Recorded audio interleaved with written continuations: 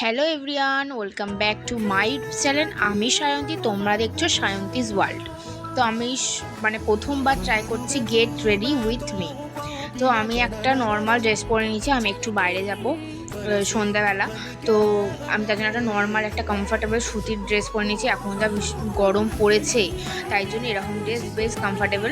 ওই জন্য ড্রেস পরে চুল বেঁধে নিয়েছি। তো চুলটা আমি বিনিয়ে নিচ্ছি মাকে দিয়ে, কারণ এত বড় চুল খুলে রাখলে এতটা গরমে পারা যাবে না, তাই চুল বিনিয়ে নিয়েছি।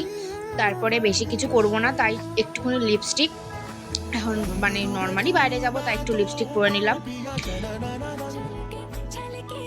তারপর আমি ঢেলে ঢেলে লাগিয়ে নিচ্ছি এখন বেশি করে পাউডার, কারণ যা গরম পড়েছে এর মধ্যে কুলকুল একবার হয়ে যায়, তাই জন্য কুলকুল পাউডার লাগিয়ে নিলাম।